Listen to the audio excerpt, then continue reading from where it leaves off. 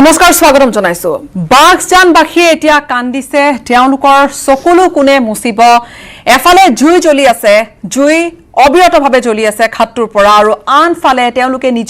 নিজৰ সপোনৰ ঘৰখন নিজ হাতেৰে গঢ়া ঘৰখন তেওঁলোকে এৰি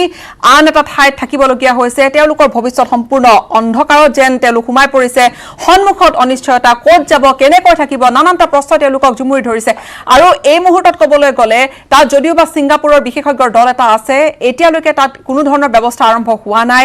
চেষ্টা কৰি থকা গৈছে বুলি অইল কৰ্তৃপক্ষই জনাইছে কিন্তু আমাৰ হাতত যি শেহতীয়া খবৰ আছে যদি পৰ্যাপ্ত পৰিমাণে পানী পোৱা যায় তেনেহলে হয়তো তাত কিছু সময়ৰ ভিতৰতে হয়তো হেয়া নিৰ্বাপন কৰিব কিন্তু তাতো আৰু কিছু সময় লাগিব কিন্তু যদিহে হেয়া নহয় হয়তো আৰু বহু সময়লৈকে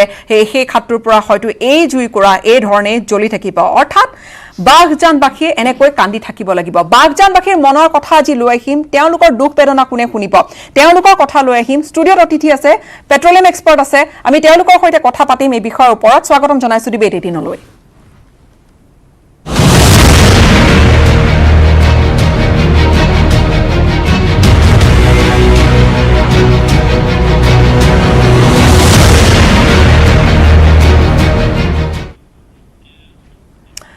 বাগজানৰ ট্ৰেজেডি আৰু হয়তো এই ট্ৰেজেডি সদায় আমি এই ধৰণে হয়তো আমাক মনত পেলাই থাকিব এই জুইকুৰাই সদায় আমাক মনত পেলাই থাকিব যে কিমান এটা ভয়ানক পৰিৱেশৰ সূত্ৰপাত ঘটিছিল বাগজানত আৰু বৰ্তমান তেওঁলোক কেনেকৈ আছে তেওঁলোকে তিল তিলকৈ নিজৰ ঘৰখন নিজৰ সকলোখিনি শেষ হৈ যোৱা দেখিছে ষ্টুডিঅ' দুগৰাকীকৈ অতিথি আছে মোৰ সৈতে জ্যেষ্ঠ অভিযন্তা জেন খাটনিয়াৰ ডাঙৰীয়া আছে স্বাগতম জনাইছো কংগ্ৰেছৰ মুখপাত্ৰ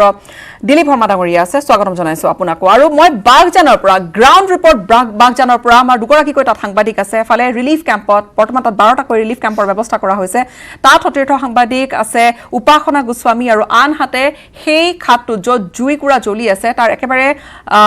এটা সেই দুখৰ ঠাইত আছে আমাৰ আন এগৰাকী সাংবাদিক ৰীনা কাকতি গগৈ মই প্ৰথমে যাবলৈ বিচাৰিম ৰিলিফ কেম্পলৈ উপাসনাৰ ওচৰলৈ উপাসনা বাগজানবাসীয়ে কান্দিছে আৰু তেওঁলোকৰ আচলতে এই কান্দোন তেওঁলোকৰ হয়তো কান্দি কান্দি তেওঁলোকৰ চকু পানী নোহোৱা হৈ গৈছে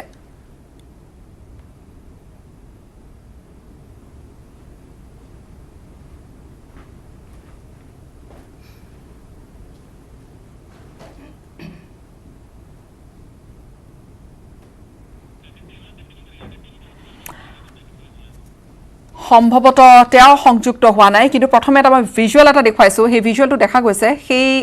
অৱশ্যে ইয়াত ছ'চিয়েল মিডিয়াত ভাইৰেল হোৱা দৃশ্য তাত সেইখিনি সময়ত কি ঘটিছিল দাবী কৰা হৈছে এই ভিজুৱেলটো আচলতে সেই ব্ল' আউটৰ সময়খিনিৰ ভিজুৱেল এটা পুনৰবাৰ দেখুৱাইছো অৱশ্যে আমি নিজাববীয়াকৈ এই কথাখিনি ভেৰিফাই কৰা নাই কিন্তু এই ভিজুৱেলটো বৰ্তমান ছ'চিয়েল মিডিয়াত যথেষ্ট ভাইৰেল আৰু এই ভিজুৱেলটো সেইখিনি সময়ৰ ভিজুৱেল বুলি বিভিন্নজনে মন্তব্য কৰিছে এটা ভাইৰেল ভিডিঅ' আমি দেখুৱাইছো ষ্টুডিঅ'ৰ অতিথিৰ ওচৰলৈ আহিছো খাটনিয়াৰ ডাঙৰীয়া এটা ভয়ংকৰ ঘটনা এটা ঘটিলে কিন্তু ভয়ংকৰ হয় ৰীনা কাকতি গগৈৰ ওচৰলৈ গৈছো ৰীনা শুনিছে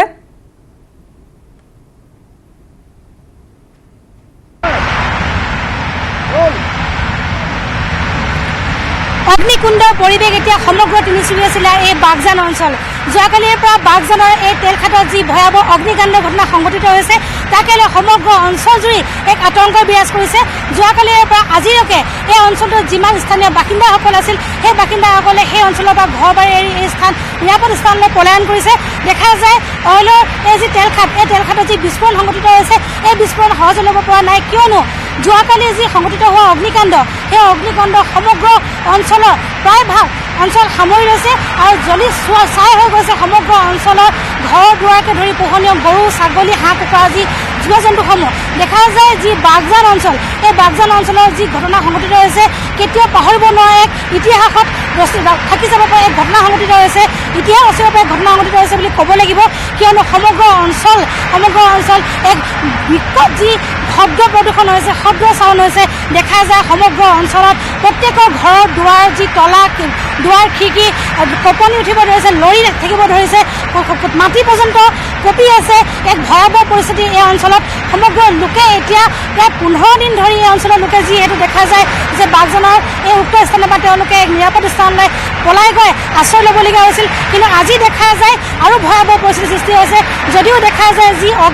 যি অগ্নিকাণ্ডৰ ঘটনা সেই অগ্নি যিহেতু সামান্য পৰিমাণে কিছু খাম কাটিছে যিহেতু নিবাৰণ কৰিবলৈ সক্ষম হৈছে যদিও কিন্তু আজিও এই অগ্নিকাণ্ড সংঘটিত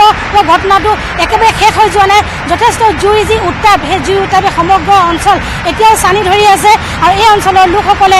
নিৰাপদ স্থানলৈ নিজৰ প্ৰয়োজনীয় সা সামগ্ৰী খাদ্যবস্তু সকলো লৈ তেওঁ নিৰাপদ স্থানলৈ একেবাৰে কাৰণে এই অঞ্চল ত্যাগ কৰি তেওঁলোকে আঁতৰি যাবলৈ বাধ্য হৈছে খুব দুখজনক ঘটনা কিন্তু জনশূন্য হৈ পৰিছে আজি বাগজান অঞ্চল কোনো এজন লোকক এখন ঘৰত দেখিবলৈ পোৱা যোৱা নাই সকলোৱে ঘৰ বাৰী দুৱাৰী এনেকৈ দুবাং বাং কৰি এৰি থৈ গুচি গৈছে তেওঁলোক অঘৰীৰ দৰে এই স্থান এৰি অন্য স্থানলৈ ঢাপলি মেলিছে ক'ব লাগিব যে বাগজানৰ যি ঘটনা এই ঘটনাৰ ক্ষেত্ৰত আমি ক'ব লাগিব যিটো অইল কৰ্তৃপক্ষৰ যি গাফিলতি অইলৰ গাফিলতিৰ বাবে এনে ঘটনা সংঘটিত হোৱা বুলি আমি ক'ব লাগিব কাৰণ অইলে যিহেতু এনে ঘটনা হোৱাৰ পূৰ্বে যিটো গম পাইছিল তেওঁলোকে এক্সপাৰ্ট আনিছিল বাহিৰৰ পৰা কিন্তু এক্সপাৰ্টে যিহেতু এই অঞ্চল পৰিভ্ৰমণ কৰিছিল পৰিভ্ৰমণ কৰি তেওঁলোকে যথেষ্ট কথা কিছু অনুমান কৰিব পাৰিছিল যদিহে এনেধৰণৰ অগ্নিকাণ্ডৰ ঘটনা সংঘটিত হোৱাৰ কোনো সম্ভাৱনা থাকিলেহেঁতেন গতিকে তেনে আগতে তেওঁলোকে যি এই স্থানত যিসকল বাসিন্দা আছিল যি বাগজানবাসী ৰাইজ আছিল সেই ৰাইজসকলক নিৰাপদ স্থানলৈ পঠিয়াবলৈ তেওঁলোকে ব্যৱস্থা কৰিব লাগিছিল কিন্তু আজি ৰাইজসকল যিহেতু নিথৰুৱা হৈ গৈছে তেওঁলোকৰ যি স্থানলৈ ৰূপান্তৰিত হৈছে তেওঁলোকে নিৰাপদ স্থানলৈ গুচি গৈছে কিন্তু আজিও তেওঁলোকৰ প্ৰশাসনে কোনো যান বাহনৰ ব্যৱস্থা কৰি দিয়া নাই বহুত দুখত তেওঁলোকে নাৱেৰে ৰাস্তা ঘাট পাৰ কৰি মটৰচাইকেল স্কুটি নহ'লে তেওঁলোকে অটো গাড়ী নিজে ব্যৱস্থা কৰি তেওঁলোকে বহুত দূৰলৈ কেঁচুৱা টালি টোপোলা বান্ধি তেওঁলোকে যোৱা আমি প্ৰত্যক্ষ কৰিছোঁ এই স্থানত উপস্থিত হয় খুবেই দুখজনক এক ঘটনা এতিয়াও এই জুই নিবাৰণ কৰিবলৈ হয়তো আৰু বহু সময় লাগিব গতিকে এনেধৰণৰ ঘটনাই এই অঞ্চলটোৰ বাবে এক আতংকৰ সৃষ্টি কৰি আছে আজিও বুলি ক'ব লাগিব হয় ৰীনা আমি কিছু সময় পিছত পুনৰ আপোনাৰ ওচৰলৈ যাম খাটনিয়াৰ ডাঙৰীয়া আপোনাৰ দৃষ্টিত এই যি ঘটনা ঘটি গ'ল কি বুলি ভাবে ক'ত কি আচলতে ঘটিছিল কৰবাত ভুল কি ধৰণৰ ভুল হ'ব পাৰে যে আজি এই ধৰণৰ এটা পৰিণতি আমি সকলোৱে সন্মুখীন হৈছো হয় মই চাইছো গোটেই ভিজুৱেলবিলাক চাই আছো পেপাৰটো পঢ়ি আছো এইখিনিত এটা কথা কি অইল ইণ্ডিয়াৰ ড্ৰিলিংটো এনেকুৱাকে কৰি থাকে তেলখাত বহুত আছে কিন্তু পাৰ্টিকুলাৰ এই তেলখাতটোত যিটো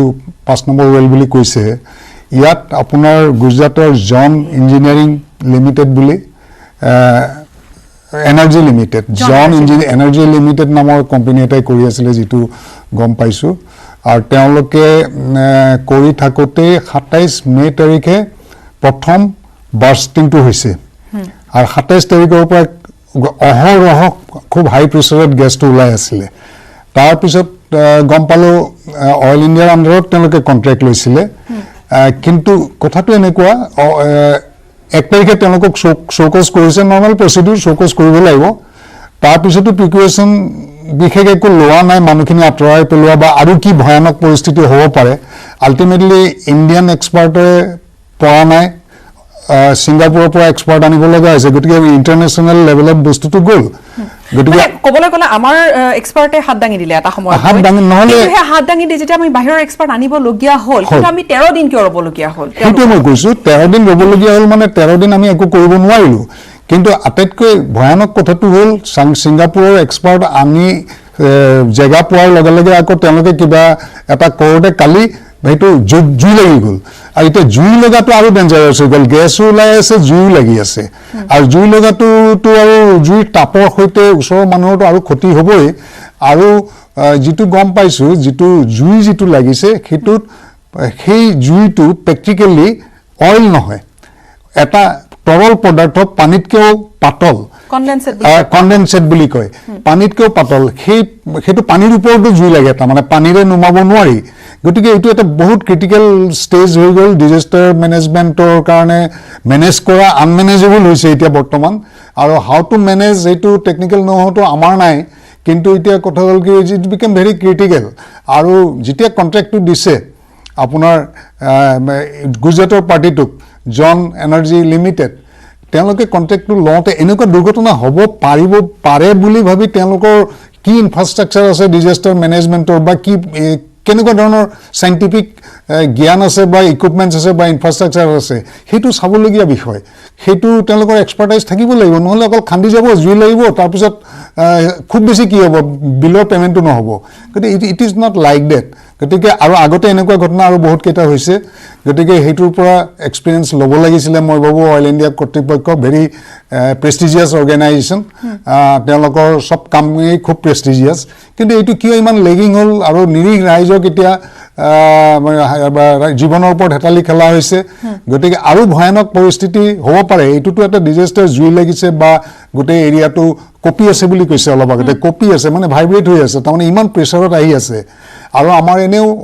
তেল যেতিয়া উলিয়াওঁ আমাৰতো তেল উলিয়াই আছে আমি কণ্ট্ৰল ৱেট উলিয়াওঁ আমাৰ যিবিলাক হেৰি আছে সেইবিলাক চাইণ্টিফিক ৱে আছে তেলটো উলিওৱাৰ লগে লগে মাটিৰ তলত এটা ভয় ক্ৰিয়েট হয় গতিকে সেইটোৱে যাতে বিপদ নঘটায় সেইকাৰণে ওপৰৰ পৰা আকৌ ৰিফিলিং কৰা হয় গতিকে কিছুমান ছিষ্টেমত যায় মানে সেই ছিষ্টেমটো ভাঙি যোৱাৰ বাবে এতিয়া মানে আন কিছু সমস্যা হয়তো দেখা দিব বিচাৰে নহয় কেনেকুৱা হ'ব সেই ছিষ্টেমত যেতিয়া উলিওৱা যায় এইটো ছিষ্টেমৰ বাহিৰত হৈ গ'ল গতিকে অনাবৰত যদি এতিয়া প্ৰেডিকশ্যন কৰিছে যে 2-3 মাহলৈকে ওলাই থাকিব পাৰে তেতিয়া মোৰ টেকনিকেলি মই এটা কথা ভাবিছোঁ চাওক আমি হাইলি চিছমিক প্ৰন এৰিয়া এটাত বাস কৰোঁ এণ্টায়াৰ নৰ্থ ইষ্ট আজি এনেকৈ যদি এইটো এটা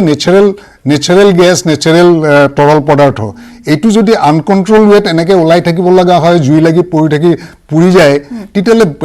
আমাৰ যিটো তলত আণ্ডাৰগ্ৰাউণ্ড জিঅ'লজি আছে জিঅ'লজিকেল ইনবেলেঞ্চ এটা হ'ব আৰু সেই ইনবেলেঞ্চটো হ'লে যিকোনো মুহূৰ্তত মোৰ এটা এনেকুৱা শংকা হৈ আছে যদি এটা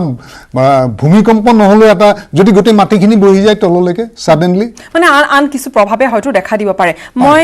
কিছু সময় দিল্লীলৈ যাবলৈ বিচাৰিম দিল্লী নয়দাৰ পৰা আচলতে আমাৰ সৈতে সংযুক্ত হৈছে আনগৰাকী পেট্ৰ' এক্সপাৰ্ট অজয় বনছল মই তেখেতকো স্বাগতম জনাইছোঁ স্বাগত करते आपका प्रोग्राम में মই তেওঁৰ ওচৰলৈ যাম কিন্তু তাৰ পূৰ্বে আচলতে দিলীপ শৰ্মা এই যি মানুহখিনিৰ আটাইতকৈ ক্ষয়ক্ষতি হৈছে তেওঁলোকে নিজৰ হাতেৰে গঢ়া ঘৰখন তেওঁলোকে নিজৰ বয় বস্তুখিনি অটত ভানত যোনে যেনেকৈ পায় তেনেকৈ লৈ যাবলগীয়া হৈছে আটাইতকৈ দুখ লগা ছবি সেইখন আপুনি সুধিছে কোনটো এতিয়া মানে মানুহখিনি কিয় এইটো অৱস্থা হৈছে মানুহখিনিৰ অৱস্থাৰ বাবে কৰবাত নহয় কৰবাত কথাটো এনেকুৱা এতিয়া জগৰীয়া কাক কম এইটো এতিয়া সকলোৱে জানে অসমৰ মানুহে ভাৰতবৰ্ষৰ মানুহে আজি গম পাই গৈছে কাৰণ এইটো কালি হঠাতে ঘটা এটা ঘটনা নহয় সকলোৱে নিউজ কৰিছে আপোনালোকে জানে আমাৰ খাটনীয়া ডাঙৰীয়া তেখেতে এই সম্পৰ্কে বেছি অভিজ্ঞ তেখেতৰ নলেজ আছে এই সম্পৰ্কত তেখেতেও কৈছে যে হঠাতে ঘটা এটা ঘটনা নহয় আমি বাতৰি কাকতত পাই আছোঁ বিভিন্ন সংগঠনৰ পৰা বিভিন্ন দলৰ পৰা তাত ইতিমধ্যে ভিজিট দিয়া হৈ গৈছিলে আজি 14 দিন ধৰি এটা ঘটনা তাত ঘটি আছে তাত তেল গেছ নিৰ্গমন হৈ আছে তাত ইমান দিন হৈ যোৱাৰ পিছত কি কাৰণত কালিৰ ঘটনাটো ঘটিবলৈ পালে কিয় নিয়ন্ত্ৰণ কৰিব নোৱাৰিলে আজি ইমান উন্নত প্ৰযুক্তিৰ সমস্যা এইবোৰ কাৰিকৰী কথা আমি কাৰিকৰী জ্ঞান আমাৰ নাই কিন্তু আমি সাধাৰণ মানুহৰ কমন মানুহৰ যিটো সেন্স কমন মানুহৰ যিটো প্ৰশ্ন মনত আহিছে সেই কথাটোৰেহে মই ক'বলৈ বিচাৰিছোঁ দেই মই কোনো দলীয় দৃষ্টিভংগীৰে ক'বলৈ বিচৰা নাই মই ক'ব বিচাৰিছোঁ এজন সাধাৰণ মানুহৰ প্ৰশ্ন কি আহিছে আমিতো মানুহৰ মাজত আজি দেখিছোঁ কথাবোৰ যে 14 দিন ঘটি থকা এটা ঘটনা নিয়ন্ত্ৰণ কৰিবলৈ চৰকাৰখন বা প্ৰশাসন বা ONGC এই মানুহখিনি কিন্তু কান্দিয়ে আছিল মই কৈছোঁ শুনক আজি মই কথাটো এনেকুৱা লাগিছে যে এই ঘটনাৰ এই সমস্যা সমাধান কৰিব লাগিব কাৰিকৰী পদ্ধতিৰে কিন্তু ইনিচিয়েটিভ ল'ব লাগিব ৰাজনৈতিক ব্যৱস্থাৰে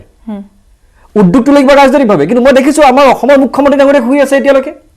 কালি সাৰ পাইছে কালি কেন্দ্ৰীয় পেট্ৰলিয়াম মন্ত্ৰীলৈ কালি কথা পাতিছে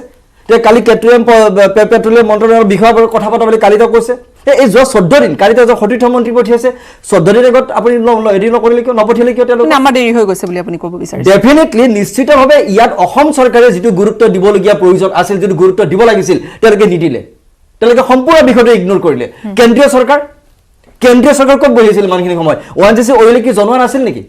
ONGC অইলে তাত এনেকুৱা এটা ঘটনা ঘটিবলৈ গৈছে ভয়ংকৰ ঘটনা খাটনীয়া ডাঙৰীয়া যিটো কথা কৈছে মোৰ শুনিয়ে ভয় লাগিছে এতিয়া এই কথাবোৰ শুনিয়ে ভয় লাগিছে যদি তেনেকুৱা ঘটনা ঘটি যায় অসমত তাৰ কাৰণে কোনে দায়িত্ব ল'ব আজি প্ৰাকৃতিক দুৰ্যোগ এটা দেখিছে কি ধৰণে দুৰ্যোগবিলাক ঘটিবলৈ ধৰিছে ইয়াৰ কাৰণ আমিতো ইয়াৰ কিছুমান নিয়ন্ত্ৰণ কৰিবৰ কাৰণে সেইবোৰ কণ্ট্ৰল কৰিবৰ কাৰণে আমিতো কিছুমান ব্যৱস্থা ল'ব লাগিব আমি হৰটকীয়াকৈ ব্যৱস্থা আমি গ্ৰহণ কিয় কৰিব নোৱাৰোঁ আৰু চাওক এতিয়া আছে উন্নত প্ৰযুক্তিৰ যুগ আজি ONGC অইলে অসমত দীৰ্ঘদিন ধৰি ব্যৱসায় কৰি আছে অসমৰ পৰা তেল গেছ উলিয়াই আছে তেওঁলোকৰ কোনো অভিজ্ঞ ব্যক্তি নাই এক্সপাৰ্ট নাই ছিংগাপুৰৰ পৰা আনিছে ঠিক আছে তেওঁলোকৰ নাই কাৰণে ছিংগাপুৰৰ পৰা আনিলে শেষত যোৱা 3 দিন আগত আনিছে আৰু তেওঁলোকে ইমান দিন অভিজ্ঞ ব্যক্তি এক্সপাৰ্ট এই ক্ষেত্ৰত বিশেষজ্ঞ ব্যক্তিকো সৃষ্টি কৰিব নোৱাৰিলে আজিলৈকে এই পইচাবোৰ ক'ত গৈ আছে মই দিল্লীলৈ যাব লাগিব, মই নয়দালৈ যাব লাগিব, আপোনাৰ তাৰ পৰা যিগৰাকী প্ৰতিনিধিয়ে কৈ আছে যে মানুহখিনিৰ কি অৱস্থা আছে, এই মানুহখিনিক সকাহ দিবৰ কাৰণে মানুহখিনিক তাৰ পৰা আহিবৰ কাৰণে সেই ব্যৱস্থাৰ একমডেশ্যনটো দিবৰ কাৰণে প্ৰশাসন ক'ত গৈছে বা চৰকাৰে সেইখিনিও নোৱাৰিলে, চৰকাৰে যে আগতীয়াকৈ ব্যৱস্থা কৰিব নোৱাৰিলে, আনকি যিখিনি মানুহ দুৰ্যোগত যিখিনি মানুহ আক্ৰান্ত হৈছে সেইখিনি মানুহক একমডেট কৰিবৰ কাৰণে চৰকাৰখন ব্যৰ্থ। এইটো আজি আমাৰ ৰাজ্যৰ প্ৰশাসন ব্যৱস্থা ইমান চৰম লজ্জাজনক। अजय बंसल और होते संयुक्त हो बंसल जी, पहले तो बताइए ये जो अभी हाल है वहां पर the blowout, after the blowout what we have seen is that there is a massive disaster, and after that disaster what happens is that the common people, they have been running away from that place, they are now forced to run away from that place. But as an expert, what do you suggest that how many more days is it going to burn that way, that similar way? आप क्या सोचते हैं? इसमें सबसे ज़्यादा तो देखने वाली ये बात है कि जो जहाँ से गैस का रिसाव हो रहा है उसको, जैसे कि सिंगापुर की जो कंपनीज हैं उसको आके किसी तरह उसको फिक्स कर सके, बंद कर सके, और जब वो उसका हम रिसाव और उसका गैस का निकलने का जो तरीके से इसको ठीक कर लेंगे तब उसको देखा जा सकता है। अभी ये कह नहीं सकते कि वो कितना सक्सेसफुल हो पाएंगे। अभी कोशिश की जाएगी कि उसको किसी तरह जल्दी से जल्दी बंद किया जाए उसके पॉइंट को जो जहाँ से गैस निकल रही है। और जैसे कि अभी आर्मी और बाकी लोगों का भी इसमें काफ़ी इन्वॉल्वमेंट लिया गया है, तो उसके पास जाना ही बहुत बड़ी अभी समस्या है। और सिंगापुर के एक्सपर्ट्स जो हैं वो इस चीज़ के लिए काफ़ी एक्सपीरियंस हैं और वो लोगों को इसका नॉलेज है और वो इसके ऊपर काम कर रहे हैं। और लोगों को बहुत परेशानी है और नेशनल डिजास्टर टीम और हमारी जितनी भी आर्मी है उसको एक खाली करा रही है एरिया को, सेफ्टी सारे कंसर्न सारे लिए जा रहे हैं ताकि वहाँ पर कोई मिसहैप ना हो, कोई और ज़्यादा बात ना बढ़े और ज़्यादा परेशानी ना हो। जहाँ तक इसको ठीक होने का टाइम है अभी ये कहा नहीं जा सकता, बट ये टीम सारी लगी हुई है, लेकिन जल्दी जल्दी इसको मुझे लगता है हो जाएगा। ये अब काफ़ी लोगों का इसमें पकड़ आ गई है। जी, फिर से आएंगे आपके पास। उपासनार ওচৰলৈ যাম। উপাসনা আছে বৰ্তমান তেনে এটা আশ্ৰয় শিবিৰত য'ত বৰ্তমান কোনোমতে থিতাপি লৈ আছে সেই লোকসকলে। উপাসনা হয়তো তেওঁলোকৰ হাহাকাৰ আটাইতকৈ বেছি।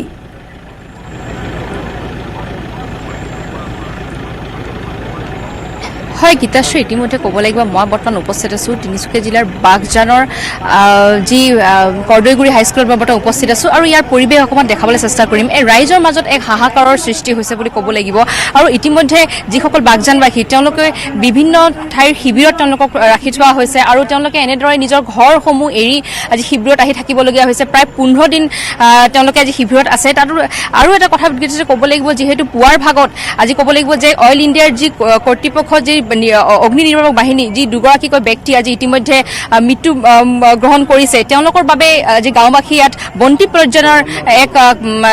ইয়াত প্ৰগ্ৰাম এটা ইয়াত ৰাখিছে। তেওঁলোকে মৌন ব্ৰত এটা ৰাখিছে বুলি ক'ব লাগিব। তেওঁলোকে মৌন সম্বোধন কৰিছে। আৰু এটা কথা ক'ব লাগিব গীতাশ্ৰী, ইতিমধ্যে তেওঁলোকে শকত ভাঙি পৰিছে, কিয়নো আজি বাঘজানবাসী ৰাইজৰ সুৰক্ষাৰ কাৰণে তেওঁলোকে আজি এনেধৰণৰ যি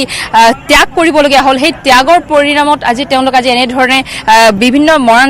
ছাত্ৰ সন্থাৰ লগতে বিভিন্ন দল সংগঠনৰ লগতে গাঁওবাসী ইয়াত উপস্থিত আছে। তেওঁলোকে এনেধৰণে বন্তি প্ৰজ্বলন কৰি আজি শোক প্ৰকাশ কৰিছে যে এনেধৰণৰ যে ঘটনা এটা সংঘটিত হ'ব হয়তো কোনো ভবা নাছিলে। বাঘজানবাসী ৰাইজৰ লগতে তিনিচুকীয়া জিলাৰো বাসী কোনো ভবা নাছিলে এনেধৰণৰ ঘটনা যিটো সংঘটিত হ'ব। মই পোনপটীয়াকৈ অকণমান মৰাণ ছাত্ৰ সন্থাৰ কেন্দ্ৰীয় সভাপতি আমাৰ লগত আছে, তেখেতৰ পৰা আমি কিছু কথা জানিব বিচাৰিম। তাতে যিহেতু পুৱাৰ ভাগত আজি যি ঘটনা সংঘটিত হৈছে সকলোৱে জানে, এক মৰ্মান্তিক দৃশ্য বুলি ক'ব লাগিব, তাৰ বিষয়ে আমাক অকণমান জনাব। আচলতে এই বাঘজানৰ ঘটনাটো 27 তাৰিখৰ পৰা একেৰাহে চলি আছে। আজি 13টা দিন কেৱল তাত মানে গেছ ওলালে, কিন্তু তাৰ 14টা দিনত ভৰি দিয়া নাখনে কিন্তু তাত দমকৈ জুই জ্বলিলে। তাৰ জুই নিৰ্বাপন কৰিব যাওঁতে অইল ইণ্ডিয়াৰ কৰ্তৃপক্ষৰ দুজনকৈ তেজাল যুৱক দুৰ্লভ গগৈ আৰু টিখেশ্বৰ গোহাঁই নামৰ এই দুজন ব্যক্তি আচলতে বাঘজানবাসীক সহায় কৰিবৰ কাৰণে, চেফ দিবৰ কাৰণে ডিবুচৈ খোৱা মতাপুংবিলাক আচলতে ৰক্ষা কৰিবলৈ গৈ তেখেতসকলে আত্মবলিদান দিলে। তাৰ বলিদান দিয়াত আমি সমগ্ৰ বাঘজানবাসী ৰাইজে মৰ্মাহত হৈ পৰিছোঁ আৰু আমি এই আশ্ৰয় শিবিৰ পৰা তেখেতসকলৰ পৰিয়ালবৰ্গলৈ সমবেদনা জ্ঞাপন কৰিছোঁ আৰু আমি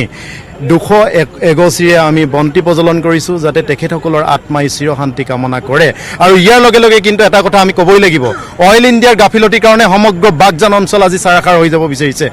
অইল ইণ্ডিয়াৰ ভুলৰ কাৰণে ডিব্ৰু চৈখোৱা চাৰাখাৰ হৈছে, অইল ইণ্ডিয়া ভুলৰ কাৰণে মাগুৰী বটাপুং বিললৈ ভাবুকি আহিছে। যোৱাকালি চিতাত তুলি দিয়া হ'ল ডিব্ৰু চৈখোৱা, চিতাত তুলি দিয়া হ'ল মাগুৰী মটাপুং বিল, চিতাত তুলি দিয়া হ'ল বাগজান। জীৱকুলৰ প্ৰতি, মৎস্যকুলৰ প্ৰতি আৰু প্ৰকৃতি কুলৰ প্ৰতি যিহেতু ভাবুকি আহিছে, এই ভাবুকি অতি সোনকালে নিৰাময় কৰিব লাগে অইল ইণ্ডিয়া কৰ্তৃপক্ষ আৰু জন এনাৰ্জি নামৰ যিটো ব্যক্তিগত কোম্পানীয়ে ভুলৰ কাৰণে আচলতে সমগ্ৰ বাগজান অঞ্চল, মাগুৰী মটাপুং বিল, ডিব্ৰু চৈখোৱা আচলতে আজি তাৰিখত জুইত জাহ গৈছে, চিতাত তুলি দিয়া হৈছে।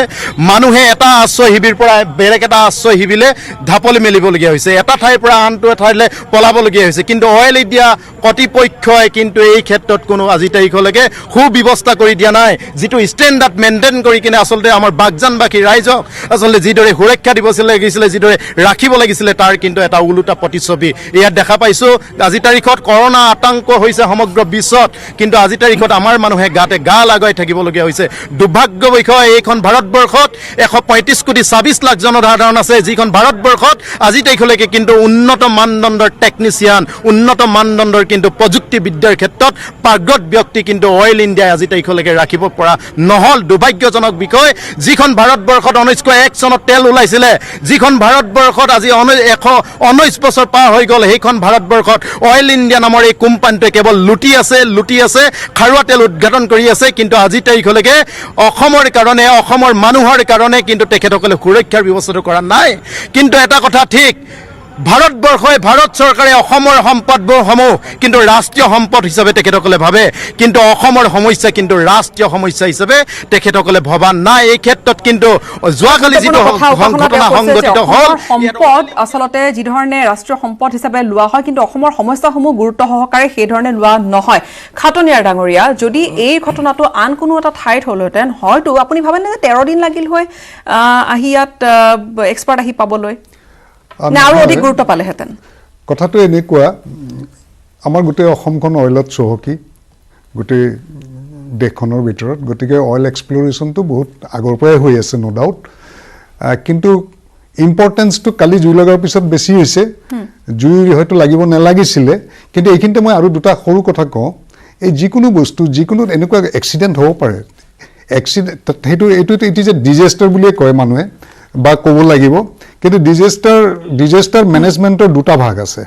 এটা হ'ল প্ৰি ডিজাষ্টাৰ মেনেজমেণ্ট, এটা হ'ল পষ্ট ডিজাষ্টাৰ মেনেজমেণ্ট। এই ক্ষেত্ৰটোত দেখিছোঁ প্ৰি ডিজাষ্টাৰ মেনেজমেণ্ট এইটো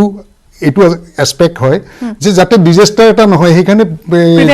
প্ৰিভেণ্টিভ মেজাৰ বা যিটো কোম্পানীয়ে কাম কৰি আছে তেওঁলোকৰ প্ৰি ডিজাষ্টাৰ মেনেজমেণ্ট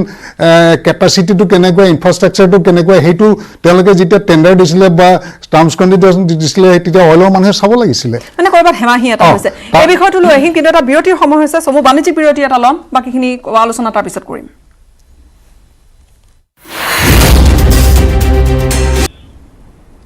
এটা বিৰতিৰ পিছত পুনৰ স্বাগতম জনাইছোঁ। আমি বিৰতিৰ পূৰ্বে যিখিনি কথা পাতি আছিলোঁ ডিজাষ্টাৰ মেনেজমেণ্টৰ, এতিয়া ডিজাষ্টাৰ মেনেজমেণ্টৰ যিহেতু এটা তাত দুৰ্যোগ এটা হৈ গ'ল, ডিজাষ্টাৰ মেনেজমেণ্টৰ কাৰণে আপুনি দুয়োগৰাকীৰ পৰাই মন্তব্যটো ল'ম যে এতিয়া দেখিছেনে তাত ডিজাষ্টাৰ মেনেজমেণ্ট যি ধৰণে হ'ব লাগিছিলে সেই পদ্ধতিৰে আমি আগবাঢ়িছোঁ?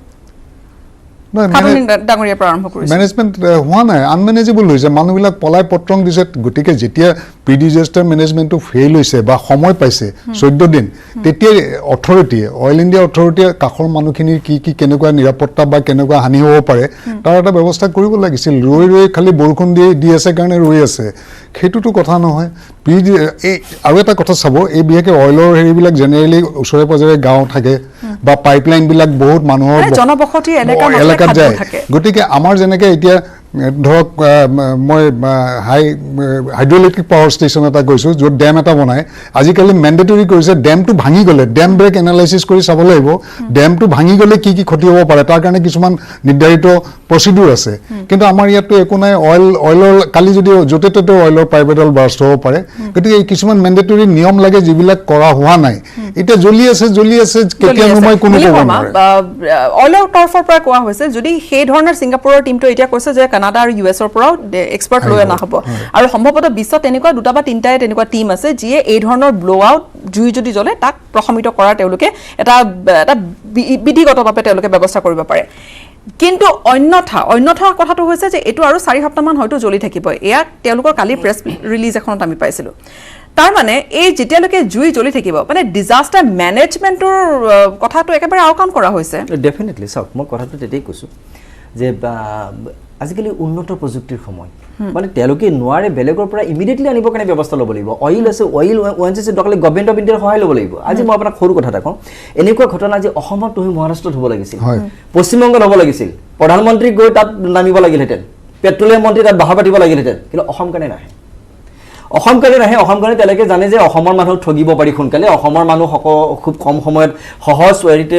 ঠাণ্ডা শান্ত হৈ থাকিব সেইকাৰণে তেওঁলোকে ইয়াত অহাৰ অনুভৱ নকৰে আজি এইটো বিষয় কেন্দ্ৰীয় চৰকাৰ উদ্বিগ্ন হ'ব লাগিছিল কেন্দ্ৰীয় চৰকাৰে ইমিডিয়েটলি বিভিন্ন যিবোৰ উন্নত ৰাষ্ট্ৰ আছে উন্নত ৰাষ্ট্ৰত য'ত এনেকুৱা এক্সপাৰ্ট মানুহ আছে তেওঁলোকে আনিব আজি লগে পাৰিব লাগিছিল মোৰ কথাটো 13 দিন পৰ্যন্ত 13 দিনৰ আগৰ পৰা কাৰণ মই আগতে কৈছো যে এইটো মই বুলি নহয় সকলোৱে কৈছে বা সকলোৱে জানে যে কালিয়ে হঠাতে ঘটা এটা ঘটনা নহয় আজি 14 দিন আগৰ পৰা এটা ঘটনা ঘটি আছে সেইটো নিয়ন্ত্ৰণ কৰিবৰ কাৰণে কোনো তেওঁলোকৰ কাৰ্যকৰী ব্যৱস্থা নাই মই আগতে কৈছো অসমৰ মুখ্যমন্ত্ৰীগৰাকী কিমান উদ্বিগ্ন আমি দেখিছো তেওঁটো কোনো উদ্বিগ্নতা আমি নেদেখিলো কালি এটা হাৰ পাইছে যেন লাগিছে তে কালিয়ে কেন্দ্ৰীয় পেট্ৰলিয়াম মন্ত্ৰী কথা পাতিছে তেওঁ আজি কৈছে প্ৰধানমন্ত্ৰীৰ লগত কথা পাতিছে এই আজি 14 দিন আগত তেওঁলোক ক'ত গৈছে মানে এনেকুৱা কৰবাত লাগিল নেকি যে আমি জুইকুৰা জ্বলালৈকে আমি ৰখি আছো ডেফিনেটলি আমাৰ সাধাৰণতে চৰকাৰী ব্যৱস্থাবোৰ এতিয়া তেনেকুৱাই জুইকুৰা সদায় এইটো ঘটনা নহয় সকলো ঘটনা জুইকুৰা জ্বলালৈকে তেওঁলোকে ৰৈ থাকিব এইটো আজিকালি নিয়মেই হৈ গৈছে এটা সাধাৰণ নিয়ম তাৰ আগতে কোনো তেওঁলোকে প্ৰাৰম্ভিক কোনো ব্যৱস্থা তেওঁলোকে গ্ৰহণ কৰা আমি নেদেখো কিন্তু আমি ক'বলৈ বিচাৰিছো কি ইমিডিয়েটলি এই ব্যৱস্থাটো নিয়ন্ত্ৰণ কৰিবৰ কাৰণে চৰকাৰে কেন্দ্ৰীয় চৰকাৰে মই অসম চৰকাৰৰ কথাটো এতিয়া কোৱা নাই অসম চৰকাৰে এইবিলাক কিমান কৰিব আমাৰ সন্দেহ আছে তেওঁলোকে নোৱাৰে কেন্দ্ৰীয় চৰকাৰে কেন্দ্ৰীয় পেট্ৰলিয়াম মন্ত্ৰীক যদি জনাইছে ইমিডিয়েটলি তেওঁ ইয়াত আহিব লাগিছিল তেওঁ বাহাৰ পাতক তেওঁক আজি অসম চৰকাৰে বাধ্য কৰাওক যে অসমত যে এনেকুৱা জ্বলিছে বাগজান জ্বলি গৈছে সমগ্ৰ অসমৰ সম্পদ ধ্বংস হ'বলৈ গৈ আছে মানুহ নিৰাপদ নহয় আজি আপুনি দেখিলে চাওক আজি সাধাৰণ মানুহখিনি তাত যিখিনি সাধাৰণ মানুহ স্থানীয় মানুহ আছে অইলতকৈ সেইখিনি বেছি দায়িত্ব স্থানীয় প্ৰশাসনৰো আছে স্থানীয় প্ৰশাসন ক'ত গৈছিল স্থানীয় প্ৰশাসনে অইলৰ লগত কোঅৰ্ডিনেট কৰি সেইখিনি মানুহক নিৰাপদ স্থানলৈ নিয়াৰ সেই ব্যৱস্থাখিনি কিয় নকৰিলে তাৰমানে অইললৈকে চবে মুখ চাই ৰৈ আছে নেকি অইলে নকৰে অইলে আজি কৰিব পৰা নাই বা তেওঁলোকৰ কিমান আগ্ৰহ ইচ্ছা আন্তৰিকতা আছে সেয়া আমি দেখি আছো যদি তেওঁলোকৰ ইমান আন্তৰিকতা থাকিলেহেঁতেন তেখেতসকলে 14 দিন আগতে ব্যৱস্থা গ্ৰহণ কৰিলেহেঁতেন যে স্থানীয় প্ৰশাসন ক'ত গৈছিল তেওঁলোকৰতো স্থানীয় মানুহখিনিৰ প্ৰতি তাত স্থানীয় বিভিন্ন মানুহ আছে প্ৰশাসন আছে বিধায়ক আছে তাত প্ৰশাসন আছে টেকনিক্যাল মেটাৰ্ছে হওক বা এই কাৰবাকানা সাধাৰণ ফেল কৰিছে মই কমন মানুহ হিচাপে কৈছো মই কোনো ৰাজনৈতিক দৃষ্টিভংগীৰে কথা কোৱা আমি উদ্বিগ্ন আছো আমি চিন্তিত আছো মোৰ বেয়া লাগিছে যিটো অৱস্থা অত্যন্ত বেদনাদায়ক ঘটনা অত্যন্ত দুখজনক ঘটনা সাধাৰণ মানুহখিনিক ৰক্ষণাবেক্ষণ দিবৰ কাৰণে সেইখিনি মানুহক নিৰাপদ সাধাৰণ মানুহখিনিৰ চৰকাৰ শুই আছে কিমান আপোনাৰ ওচৰলৈ আহিছো ইয়াত আলোচনা হৈছে যে সাধাৰণ আৰু বিভিন্নজনে এই কথাখিনি কৈছে যে সাধাৰণ জীৱনৰ মূল্য একেবাৰে নোহোৱা হৈ গৈছে তেওঁলোকে 14 দিন তেওঁলোকে কান্দি থাকিল তেওঁলোকে বাৰম্বাৰ হাতজোৰ কৰিলে যে আমাক বচাওক আমাৰ ঘৰখন বচাওক তেওঁলোকে ৰিলিফ কেম্পৰ পৰা দুদিন আহে ঘৰলৈ থাকে ঘৰত থাকি আকৌ ঘৰখন চাই যে আকৌ গৈ ৰিলিফ কেম্পত নিশাটো কটায় ভয় শংকাৰ মাজত পাৰ কৰি আজি তেওঁলোকৰ ঘৰখনেই জ্বলি শেষ হৈ গ'ল হয় গীতেশ্ৰী ইতিমধ্যে ক'ব লাগিব যিহেতু সঁচাকে সাধাৰণ জনতাৰ মূল্য একেবাৰে নাইকিয়া হৈ গৈছে কিয়নো আমি দেখিব পাৰিছোঁ আমি যদি আমাৰ সঠিক থকা দেখাবলৈ চেষ্টা কৰোঁ বৰ্তমান কৰ্দৈগুৰিত যি ৰিলিফ কেম্পত যি লোকসকল আছে তেওঁলোকৰ যদি আপুনি চকুলে চায় তেনেহ'লে সঁচাকৈ এক দুখ লাগে কিয়নো তেওঁলোকে যি ক'ব লাগিব যে নিজৰ ঘৰ বাৰী এৰি তেওঁলোকে এনেদৰে আহি নিজৰ খেতি পথাৰ যি ক'ব গ'লে কষ্টৰে তেওঁলোকে খেতিসমূহ কৰিছিলে তাৰ লগতে ঘৰখন মৰমৰ ঘৰখন তেওঁলোকে সাজিছিলে কিন্তু সেই ঘৰ বাৰী আজি জুইত ভস্মীভূত হৈছে আৰু তেওঁলোকে এনেদৰে চকুলো টুকি আজি ৰিলিফ কেম্পত থাকিবলগীয়া হৈছে তাৰ মাজতো যাৰ ঘৰ হয়তো আছে তাৰ সেই ঘৰখন চাবলৈ তেওঁলোকে এপাক হ'লেও যেন তাত গৈ উপস্থিত হৈছে আমি পুৱাৰ ভাগতো নিউজ 8 দৰ্শকক দেখুৱাই আহিছিলোঁ ইতিমধ্যে গীতাশ্ৰী মোৰ লগত আৰু এগৰাকী মহিলা আছে তেখেতৰ পৰা জানিব বিচাৰিম কিয়নো তেখেতৰ যিহেতু ঘৰখন একেবাৰে জুইত জ্বলি ভস্মীভূত হৈ গৈছে তেখেতৰ আৱেগ হয়তো তেখেতে ভালকৈ ক'ব পাৰিব তেখেতৰ মুখৰ পৰা জানিব বিচাৰিম বাইদেউ আপোনাৰ ঘৰ যিহেতু জুইত জ্বলি শেষ হৈ গৈছে তাৰ বিষয়ে আমাক অকণমান জনাব হয় বাইদেউ আমাৰ মৰমৰ গাঁওখন আৰু মৰমৰ ঘৰখন একেবাৰে চকুৰ পচাৰতে জ্বলি শেষ হৈ গৈছে ছাই হৈ গৈছে ঘৰত থকা পোহনীয়া জন্তুবোৰো বিচাৰি পাবলৈ নাই আনকি হাড়ডোখৰো তাত হয়তো আমি বিচাৰি নাপাম ইমান দিনে আমি বাস কৰি অহা নিজৰ ঘৰখন ঘৰত থাকিব নাপায় আজি আমি শিবিৰে শিবিৰে পলাই ফুৰিব লগা হৈছে এটা শিবিৰত নহয় আনটো শিবিৰলৈ আমি আকৌ পলাই আহিব লগা হৈছে কাৰণ জুইয়েতো কাকো মা বাপ বিচাৰ নকৰে আমি সেইকাৰণে ইটো শিবিৰৰ পৰা সিটো শিবিৰলৈ বিচাৰি ফুৰিছোঁ যিখন গাঁৱত ফলে ফুলে চাৰিওফালে কেৱল সেউজীয়া আৰু সেউজীয়া আছিল সেই আপোন গাঁওখন সেউজীয়া গাঁওখন আজি কেৱল ক'লা ক'লা ছাইৰে ভৰ্তি হৈ আছে আমি সেইফালে যোৱাটো বাদেই নিজৰ গৰু ছাগলী বিচৰাটো বাদেই আনকি নিজৰ আপোন মানুহখিনিৰ পৰাও আমি চেডেলি ভেদলি হৈ শিবিৰত থাকিব লগা হৈছে কেৱল অইল ইণ্ডিয়া কৰ্তৃপক্ষৰ ভুলৰ কাৰণে আমি আজি এনেদৰে শিবিৰত থাকিব লগা হৈছে যিহেতু আজিকালি সামাজিক দূৰত্ব বজাই ৰখাটো বাদেই আমি এতিয়া গাতে গা লগাই আমি থাকিব লগা হৈছে ইয়াত কোনো ধৰণৰ মানে সামাজিক দূৰত্ব বজাই ৰখাৰ কোনো ইয়াত ব্যৱস্থাই নাই আৰু ইমান দুখত আমি এতিয়া কি ক'ম নিজৰ আপোন মানুহখিনিকে বিচাৰি পাবলৈ নাই তাৰপিছতো এতিয়া আকৌ আমাৰ গাঁওখন অতি সোনকালে শান্তি পৰিস্থিতি ঘূৰাই আনিব লাগে আৰু এই অগ্নি অতি সোনকালে বন্ধ কৰাৰ পিছত আমাৰ গাঁওখন পুনৰ সেই সেউজীয়া দিশটো ঘূৰাই আনিব লাগিব অল ইণ্ডিয়াই কি ব্যৱস্থা লয় কেনেদৰে কি গ্ৰহণ কৰে আমি নাজানো কিন্তু আমাৰ সেউজীয়া গাঁওখনত পুনৰ গছ পুলি ৰুই পুনৰ সেউজীয়া কৰি দিব লাগিব এয়া আমাৰ অনুৰোধ নহয় আমি দাবী জনাইছোঁ বাগজান গাঁওবাসী হৈ দাবী জনাইছোঁ আমাৰ সেই গাঁওখন পুনৰ সেউজীয়া কৰি দিব লাগিব হয় গীতাশ্ৰী ইতিমধ্যে ক'ব লাগিব যে ভুক্তভোগীৰ মুখৰ পৰা আমি আজি শুনিবলৈ সক্ষম হৈছোঁ বৰ্তমান চাব নোৱাৰা এটা অৱস্থা নিজৰ গোটেইখিনি তেওঁলোকে দুখ বৰ্ণনা কৰিছে কিন্তু তেওঁলোকৰ এতিয়া ক্ষতিপূৰণৰ বুলি কথা আহিলেও তাত যি ধৰণৰ প্ৰাকৃতিক সম্পদৰ ক্ষতি হৈছে যি ধৰণে সম্পদ নষ্ট হৈছে গছ গছনি নষ্ট হৈছে এতিয়া যদি তেওঁলোক উভতি যাবলৈ বিচাৰে আৰু ধৰক কিছু সময় পিছত এই জুই যদি প্ৰশমিত হয় তেওঁলোক উভতি গৈও কিন্তু এটা যথেষ্ট এটা বেলেগ ধৰণৰ পৰিৱেশৰ মাজতে তেওঁলোকে উভতি যাব লাগিব হয় গীতাশ্ৰী নিশ্চয়কৈ কিয়নো তেওঁলোকে আজি ভুক্তভোগী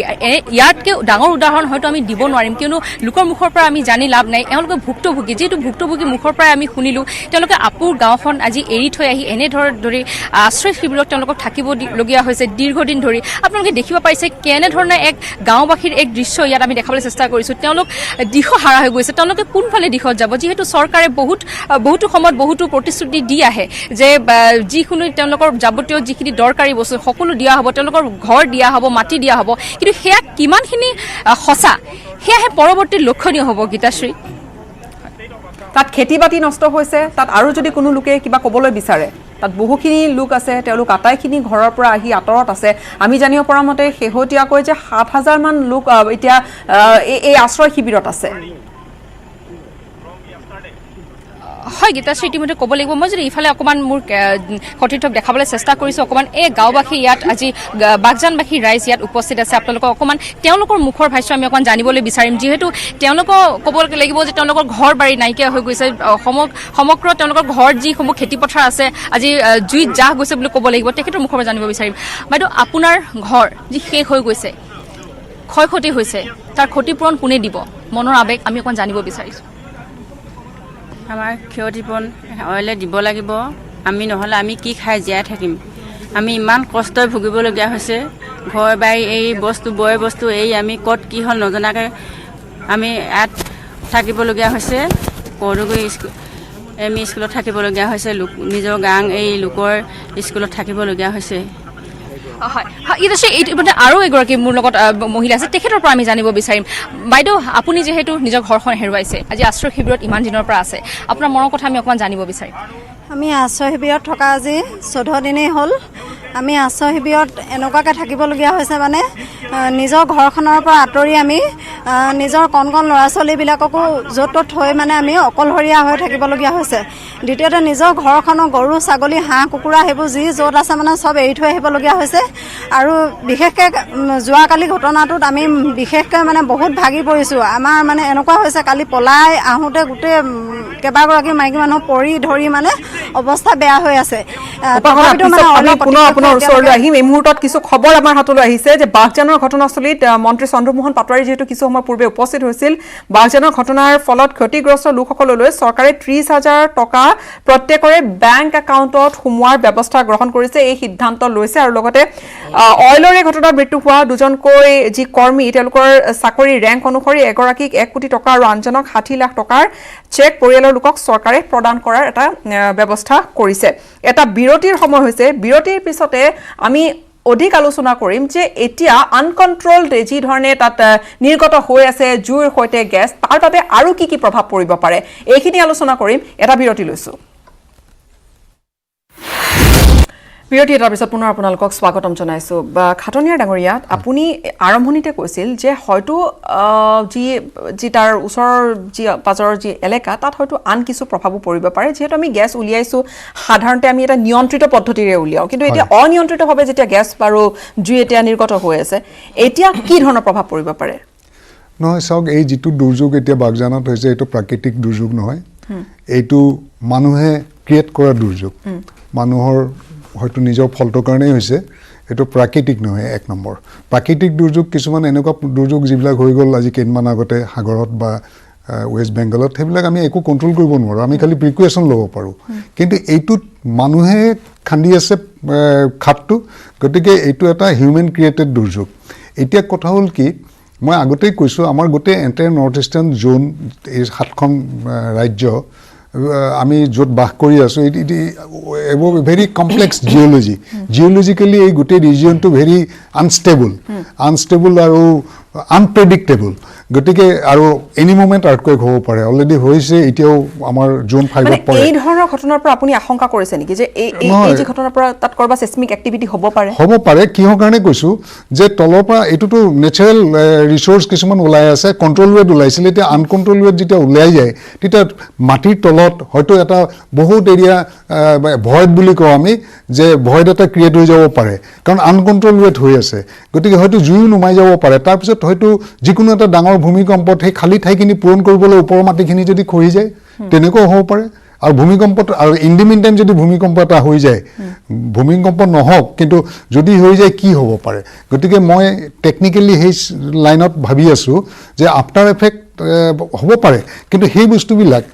ষ্টাডি কৰিব লাগিব জুই নুমাল বুলি যে আমি বহি থাকিম এইটো নহয় আমাৰ ইণ্ডিয়াতো বহুত ভাল ভাল চাইণ্টিষ্ট আছে জিঅ'লজিষ্ট আছে আমাৰ ইণ্ডিয়ান চাইণ্টিষ্ট জিঅ'লজিষ্ট ইণ্টাৰনেশ্যনেল লেভেলত কাম কৰি আছে তেওঁলোকৰ সহায় ল'ব লাগিব আমাৰ জিঅ' চাইণ্টিষ্ট শাৰদাকান্ত শৰ্মা গুৱাহাটীৰ তেওঁ ইম্পিৰিয়েল কলেজত তেওঁ এক্স প্ৰফেচাৰ আছিলে তেওঁ 18খন কাণ্ট্ৰি ৰিপ্ৰেজেণ্ট কৰে ডেমৰ ফাউণ্ডেশ্যন লৈ পেলাই হাইড্ৰ পাৱাৰ প্ৰজেক্ট চ' এনেকুৱা ইমিনেণ্ট মানুহৰ সহায় ল'ব লাগিব চৰকাৰে সেইটো কৰিব লাগিব আফটাৰ এফেক্ট যে এই ঘটনাটো হোৱাৰ পিছত আৰু যাতে দুৰ্ঘটনা নহয় ফাৰ্ডাৰ যাতে আৰু একো ছাইড এফেক্ট নহয় কিন্তু হোৱাৰ পচিবিলিটি আছে মই টেকনিকেলি যিটো ভাবোঁ গতিকে সেইটো যদি আছে আমি উই হেভ টু টেক প্ৰিকশ্যন সেইটো মই এতিয়া এই ধৰণৰ এটা ব্ল' আউট এটা ইয়াক এতিয়া প্ৰশমিত কৰিবলৈ সেই জুই ঠিক আছে তাত ছিংগাপুৰৰ দলটোৱে কাম কৰিব কিন্তু সেই পদ্ধতিটো কি হ'ব পাৰে নহয় সেইটো পদ্ধতিৰ বিষয়ে মই ক'ব নোৱাৰিম কাৰণ সেইটো লৈ মই এক্সপাৰ্ট নহয় কিন্তু যেতিয়া আনকণ্ট্ৰল বুলি কৈ আছে কোনো লিমিট নাই জুইটো নুমাব পৰা নাইতো এতিয়ালৈকে গতিকে যিমান দিনলৈকে গেছটো শেষ হৈ নাযায় কি সিমান দিনলৈকে জ্বলি থাকিব নেকি সেইটোতো হ'ব নোৱাৰে কেতিয়াও আৰু গেছ কিমান আছে এইটো অইল ইণ্ডিয়াৰ লগত যিহেতু খাদ এটা কৰিছে তেওঁলোকে নিজে ইনভেষ্টিগেট কৰিছে গোটেই বস্তুটো খুব থ'ৰ ষ্টাডি আৰু প্ৰিকুৱেশ্যন লোৱাৰ খুব দৰকাৰ সেইখিনি কৰিছে নাই নাজানো কিন্তু আফটাৰ এফেক্ট জুই নুমাব পাৰে কিন্তু হ'ব পাৰে যিহেতু আমি এটা অতি ভূকম্পন এৰিয়াত বাস কৰোঁ গতিকে সেই এছপেক্টটো চাব লাগিব কাৰণ আপাৰ আছামৰ মানুহৰ এটা আশংকা আছেই যে অত বছৰ যিহেতু তেল ওলাই আছে গেছ ওলাই আছে গতিকে কেতিয়াবা গোটেইখন বহি যাব নেকি এইটো আশংকা এটা আছে কিন্তু মোৰ অপিনিয়ন এইটো হ'ল আমাক তেলো লাগিব গেছো লাগিব কিন্তু বাগজানৰ মানুহ মাৰি নহয় অসমৰ মানুহ মাৰি আমাক তেলো নালাগে গেছো নালাগে মানুহো জীয়াই থাকিব লাগিব জীয়াই থাকিলে তেল আৰু গেছৰ হেৰিটো এফালে আমি গেছ উলিয়াব লাগিব কিন্তু এই বাগজানৰ মানুহখিনিৰ দৰে আমি মানুহক কান্দিব দিব ডেভেলপমেণ্টৰ কাৰণে আমাক লাগিব ইলেক্ট্ৰিচিটিও লাগিব হাইড্ৰ পাৱাৰ প্ৰজেক্টো লাগিব কিন্তু এভৰিথিং শুড বি চাইণ্টিফিক এনেকুৱা কিয় হয় মোৰ কুৱেশ্যনটো এনেকুৱা কাৰণ অইল ইণ্ডিয়াক আপুনি আমি বহুত হাই লেভেলত জ্ঞান কৰোঁ কাৰণ তেওঁলোকৰ এক্সপাৰ্টাইজ আছে টকা পইচা আছে এনেকুৱা নহয় যে ফাণ্ডৰ কিবা প্ৰব্লেম আছে হাইটেক আজি ছিংগাপুৰ এখন আমাৰ এখন অসমৰ ডিষ্ট্ৰিক্টৰ সমান এখন কাৰ্বি আংলঙৰ সমান হ'ব ধৰক আৰু ছিংগাপুৰৰ এক্সপাৰ্টে পাৰিছে আৰু আমাৰ গোটেই ইণ্ডিয়াখনৰ এক্সপাৰ্ট নাইকিয়া হৈ গ'ল চ' এইবিলাক যিহেতু আমি কাম এটা কৰিছোঁ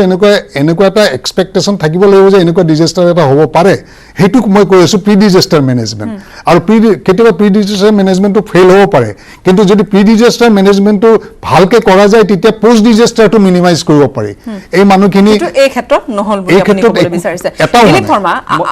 আপুনি আৰম্ভণিতে কৈছে যে ইয়াত আমি অইল ইণ্ডিয়া কৰ্তৃপক্ষ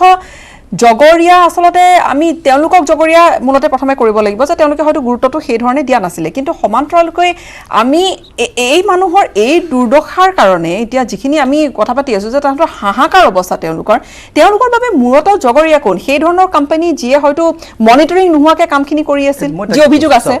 মই এখেতৰ কথা এটা শুনিলোঁ মই প্ৰথম এক্সপাৰ্টাইজৰ কথাটো কৈছোঁ অসমত তেল গেছ উলিয়াই আছে অইল ONGC কৰিছে আজি বা চৰকাৰেও কেন্দ্ৰীয় চৰকাৰ পেট্ৰলিয়াম বিভাগ এটা আছে কিয় তেওঁলোকে এই ধৰণৰ বিশেষজ্ঞ সৃষ্টিত গুৰুত্ব দিয়া নাই ইয়াত ইমান সম্পদ আছে সেই সম্পদ ব্যৱহাৰ কৰি ৰাষ্ট্ৰ চলি আছে এখন দেশ চলি আছে কিন্তু সেই সম্পদখিনি উলিয়াওঁতে কাম কৰোঁতে ক'ৰবাত টেকনিক্যালি হ'ব পৰা বিজুতিবোৰ নিৰসন কৰিব পাৰে হ'ব পাৰে স্বাভাৱিক কথা বিজুতি ঘটিব পাৰে স্বাভাৱিক কথা এইবোৰ টেকনিক্যাল কথা ইয়াত হ'ব পাৰে আচ্ছা সেইবোৰ কণ্ট্ৰল কৰিবৰ কাৰণে সেইবোৰ নোহোৱা কৰিবৰ কাৰণে আজি ইয়াত বিশেষজ্ঞ ব্যক্তি নাই এতিয়ালৈকে উলিয়াত গুৰুত্ব দিয়া নাই এইটো আচৰিত কথা এইটো 1 নম্বৰ অত্যন্ত গুৰুত্বপূৰ্ণ বিষয় এই বিষয়টোত প্ৰথম কথা বিভাগবোৰে গুৰুত্ব দিয়া ভাল 2 নম্বৰ কথা যিটো কোম্পানীয়ে কাম কৰিছে জন এনাৰ্জি কোম্পানী লিমিটেড গুজৰাটৰ এটা বেছিভাগ ক্ষেত্ৰত আপুনি দেখিব বেছিভাগ খণ্ডত বেছিভাগ ক্ষেত্ৰত বেছিভাগ উন্নয়নমূলক বা বিভিন্ন কামত গুজৰাটৰ কোম্পানীবোৰৰ দপদপনি বাঢ়ি গৈছে কেইটামান বছৰৰ পৰা আৰু বেছিভাগ আমি দেখিছোঁ বাতৰি কাকতত দেখোঁ নিউজত দেখোঁ আৰু সেই কিছুমান কোম্পানী নামে বেনামে কি কোম্পানী মই নাজানো এইবোৰতো হয়তো তেওঁলোকে অফিচিয়েলি পাইছে তেওঁলোকৰ কামৰ কিন্তু মানদণ্ড সম্পৰ্কে প্ৰশ্ন উত্থাপিত হৈছে বিভিন্ন ক্ষেত্ৰত আপুনি যদি মন কৰিছে আজি কেইটামান বছৰৰ পৰা বেছিভাগ গুজৰাটৰ কিছুমান কোম্পানীয়ে কৰা কিছুমান কাম নিম্নগামী বুলি নিম্ন মানদণ্ডৰ বুলি ইতিমধ্যে অভিযোগ উত্থাপিত হৈছে এই যিটো ঘটনা ঘটিল ইয়াত সম্পূৰ্ণ তদন্ত কৰিব পাৰিবনে চৰকাৰে আমাৰ দেশৰ প্ৰধানমন্ত্ৰী ডাঙৰীয়াই গৃহমন্ত্ৰী ডাঙৰীয়াই পেট্ৰলিয়াম মন্ত্ৰীয়ে এইটো সেই কোম্পানীবোৰৰ ব্যৱস্থা গ্ৰহণ কৰিবলৈ তেওঁলোকৰ সাহস হ'বনে যি কোম্পানীৰ ভুলৰ কাৰণে আজি সমগ্ৰ বাগজান জ্বলি গ'ল যি কোম্পানী ভুলৰ কাৰণে যে অসম জ্বলিবলৈ ধৰিছে যি কোম্পানী ভুলৰ কাৰণে বাগজান এটা সম্পূৰ্ণ জৈৱ বৈচিত্ৰ্যৰ প্ৰতি ভাবুকি আহিছে ভাবুকি আহিছে সেই কোম্পানীৰ ওপৰত ব্যৱস্থা গ্ৰহণ কৰিবলৈ আমাৰ কেন্দ্ৰীয় চৰকাৰৰ অসম চৰকাৰে ৰিকমেণ্ড কৰিব পাৰিবনে তেনেকুৱা এটা কোম্পানীৰ বিৰুদ্ধে ব্যৱস্থা গ্ৰহণ কৰিবলৈ আপুনি ভাবে যে সন্দেহ আছে এইবোৰ কথাত আমাৰ সন্দেহ আছে কাৰণ এওঁলোকে যে কৰিব পাৰিব আমাৰ সন্দেহ আছে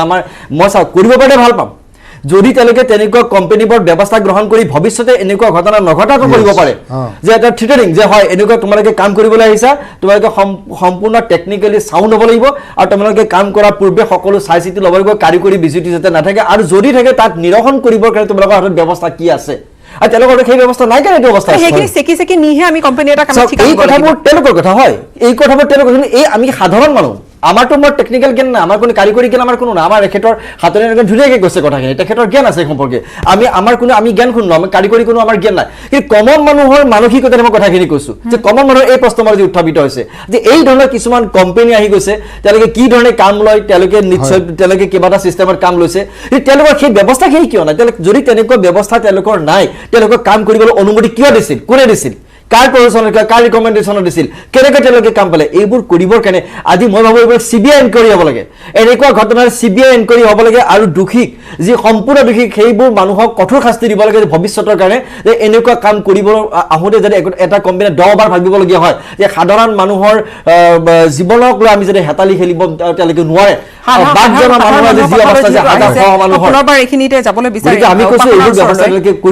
উপাসনা ৰৈ আছে উপাসনাৰ ওচৰলৈ যাম উপাসনা ইয়াত সকলোৱে চিন্তা কৰিছে বাগজানবাসীৰ কথা যে বাগজানবাসী এতিয়া তেওঁলোকৰ কি হ'ব কি ভাবিছে এতিয়া তেওঁলোকে ঘৰলৈ উভতি যাব তেওঁলোকে কিমান দিন থাকিব তাত সম্পূৰ্ণৰূপে তেওঁলোক অন্ধকাৰত আছে হয় গীতাশ্ৰী ইতিমধ্যে ক'ব লাগিব যেহেতু তেওঁলোকে আজি আশ্ৰয় শিবিৰত যেহেতু বহুত দিনৰ পৰা ইয়াত আছে আৰু ইতিমধ্যে ক'ব লাগিব তেওঁলোকে বহুত জ্বলা যন্ত্ৰণা ইয়াত ভুগিছে বুলি আমাক বৰ্তমান ৰাইজে জানিব পৰা দিছে কিন্তু অইল কৰ্তৃপক্ষৰ পৰা যিখিনি সা সুবিধা তেওঁলোকক দিব লাগিছিলে ইতিমধ্যে তেওঁলোকক সা সুবিধা দিয়া হোৱা নাই তেওঁলোকে ছ'চিয়েল ডিষ্টেঞ্চিং মেইনটেইন কৰিব পৰা নাই তেওঁলোকে মাস্ক পৰিধান কৰিব পৰা নাই বহুতে যেহেতু কৰোণা মহামাৰী এটা ভাইৰাছ যেহেতু ইতিমধ্যে সংক্ৰমণ হৈছে আৰু সমগ্ৰ দেশত যেহেতু ভুগি আছে কৰোণা ভাইৰাছ তাৰ মাজতে যদি এনেধৰণৰ ব্যৱস্থা যদি কোনো যদি অইল কৰ্তৃপক্ষই যদি গ্ৰহণ নকৰে তেওঁলোকৰ বাবে এক চিন্তাৰ প্ৰশ্ন আহি পৰিছে। গীতাশ্ৰী, ইতিমধ্যে আৰু এগৰাকী মহিলা মোৰ লগত আছে, তেখেতৰ পৰা আমি কিছু কথা জানিব বিচাৰিম। বাইদেউ, আপোনাৰো যিহেতু শিবিৰত আছে, আপোনালোকে আশ্ৰয় শিবিৰত আছে, তাৰ বিষয়ে আমাক অকণমান জনাব, কেনেধৰণৰ ব্যৱস্থা ইয়াত পাইছে, কি পোৱা নাই? ইয়াত হয়, মোৰ অইল খাট নিচেই কিনাৰত আছে, একদম ফাৰ্ষ্ট আমাৰ ঘৰতে জ্বলিলে। জ্বলাৰ কাৰণে এতিয়া উপায় নাই, মই কি কৰোঁ, ঘৰলৈ যাবলৈ উভতি সদায় যাওঁ, পুলিচে যাব নিদিয়ে মোক। ঘৰলৈ যাওঁ, উল্টি যাওক বস্তু পাৰিবি নহয় উলিয়াবলৈ, পাছত পাৰিবি নহয় বুলি কয়। আজি কাপোৰ কানি উলিয়াব নোৱাৰিলোঁ, হাঁহ ইমানখন হেভি বস্তুখন আছিলে, মই ঘৰ বনাম বুলি থৈছিলোঁ, সিমানখন বস্তু গ'ল, গাড়ী চাইকেল আদি গ'লগৈ। মই এতিয়া কেনেকৈ থাকিম? মোক মাটি বদলি মাটি লাগিব, আৰু ল'ৰাকেইটা মোক চাকৰি লাগিব, সেইখিনি জনাইছোঁ মই। আৰু মানুহজনকো মোক চাকৰি লাগিব। ইমান ওচৰত থাকি খাট থাকি যে বছৰীয়া খাট বহে, এবছৰ মোৰ ল'ৰাকেইটাক চাকৰি নিদিয়ে। ওলাই গ'ল ল'ৰা এটা, খেতি যিমান দিন আমাৰ ঘৰত থাকিব নহয়, আমাৰ মাটি ভেটি যি সম্পদ আমাৰ গুচি গ'ল, সেই সম্পদ কিন্তু ক্ষতিৰ পৰা আমাৰ যিমান দিনলৈকে আমাৰ পুনৰ আমাক দি থাকিব লাগিব, আমাক দি থাকিব লাগিব। আমাৰ ল'ৰা ছোৱালী ভৱিষ্যত পঢ়াই শুনাই আমাক চাকৰি দিব লাগিব, তেওঁলোকৰ ভৱিষ্যত সুৰক্ষিত কৰিব লাগিব। লগতে আমাৰ মানৱ জাতি তেওঁলোকে বহুত অৱহেলা কৰিছে, গতিকেলৈ সিহঁতে অকল গাদীত বহি সিহঁতক অকল টকা পইচাৰ ওপৰত সিহঁতে নিজৰ ওপৰত অকল নিজৰ স্বাস্থ্যৰ কাৰণে নিজকে বহুত সন্মান ব্যক্তি বুলি তেখেতে পৰিচিত কৰি নিউজত আমাক বহুত মন্তব্য দি আছে, কিন্তু সেইবিলাক আমি মানি নলওঁ। আমি সাধাৰণ মানুহৰ কাৰণে চৰকাৰে হ'লে আমাক ভোটৰ কাৰণে অকল বিচাৰ কৰে আমাক। ইতিমধ্যে বাইদেউ এগৰাকী আছে। বাইদেউ, আপোনাৰ ঘৰ পুনৰ আহি আপোনাৰ ওচৰলৈ, তেওঁলোকৰ এইখিনি দাবী আৰু হয়তো তেওঁলোকে এইখিনি দাবী কৰিবই, কিয়নো তেওঁলোকৰ আটাইখিনি শেষ হৈ গৈছে। এটা বিৰতি লৈছোঁ, বিৰতিৰ পিছত পুনৰ উভতি যাম আমি গ্ৰাউণ্ড জিৰ'লৈ।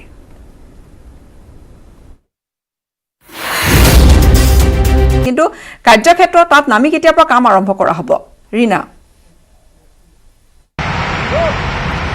আজি আমি দেখুৱাম বাগজান অঞ্চলৰ এই অগ্নিকাণ্ড সংঘটিত হোৱা সেই অঞ্চল, য'ত আমি উপস্থিত গ্ৰাউণ্ড জিৰ' ৰিপৰ্টৰ পৰা আমি সমগ্ৰ পৰিৱেশ আপোনালোকক দেখুৱাবলৈ চেষ্টা কৰিম। আমি যিহেতু নিউজ 18 দৰ্শকসকলক আৰম্ভণি দিনৰ পৰা সমগ্ৰ পৰিৱেশ দেখাই আহিছিলোঁ, কিন্তু আজি আমি এই স্থানত উপস্থিত হৈছোঁ। আজিও দেখা পাইছে যি ভয়াৱহ অগ্নিকাণ্ডৰ যি ঘটনা, এই ঘটনা আজিও খাম কটা নাই। অত্যন্ত জুয়ে আগুৰি ৰাখিছে সমগ্ৰ অঞ্চল। যি গৰমত উত্তাপ, যি শব্দৰ যি চাউণ্ড, এই চাউণ্ডৰ যি পলিউশ্যন সমগ্ৰ অঞ্চল কম্পমান কৰি তুলিছে। দেখা যায় যে এই যি অগ্নিকাণ্ড ঘটনা সহজে যে মাৰ যাব নুই কৰিব নোৱাৰি, কিয়নো আজি এই স্থানক খবৰ ল'বৰ বাবে পলমকৈ হ'লেও যিহেতু উপস্থিত হৈছিলে অসমৰ চৰকাৰৰ মন্ত্ৰী চন্দ্ৰমোহন পাটোৱাৰী, যে দেখা যায় চন্দ্ৰমোহন পাটোৱাৰী উপস্থিত হয়। তেওঁক কিছু কথা আমি জানিব পাৰিছোঁ, যিহেতু তেওঁৰ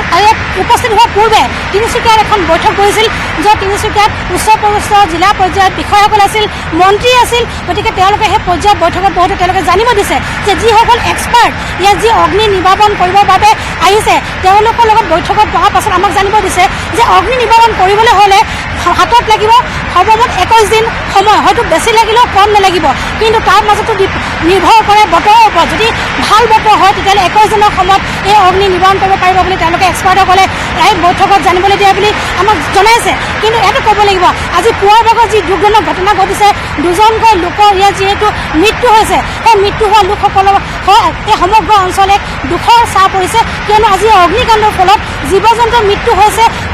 মটৰপল বিলৰ যি মাছ কাছ আৰু ডিব্ৰুচৈখোৱাৰ যি জীৱ জন্তু, তেওঁলোকে জীৱনত ভাবুকি কৰি আছে, যে জৈৱ বৈচিত্ৰ্যৰ প্ৰতি ভাবুকি কৰি আহিছে। তেনে স্থলত আজি যিহেতু জীৱনতে দুজন ব্যক্তি যিহেতু নিহত হৈছে আজি এই ঘটনাৰ ফলত, এতিয়া ক'ব লাগিব এই ঘটনাই শোকাকুল পৰিৱেশৰ সৃষ্টি কৰিছে সমগ্ৰ তিনিচুকীয়া জিলাখনত। কিন্তু ইয়াৰ পূৰ্বে আমি দেখিবলৈ পাইছোঁ যিসকল লোকৰ নিহত হৈছে, সেই নিহত হোৱা লোকসকলৰ বাবে আজি যি মন্ত্ৰীগৰাকীয়ে উপস্থিত হৈছিলে, তেওঁ জানিবলৈ দিছে যে 2জন লোককে তেওঁলোকৰ যি ৰেংক, সেই ৰেংক বেচিছত প্ৰত্যেকজনৰ ভিতৰত এজনক 1 কোটি টকা আৰু এজনক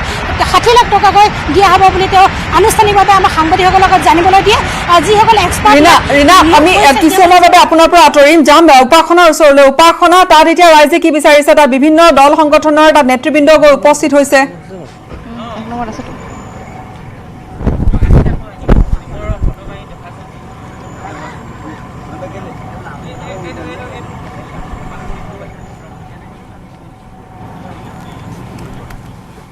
সম্ভৱতঃ সংযোগ বিচ্ছিন্ন হৈছে।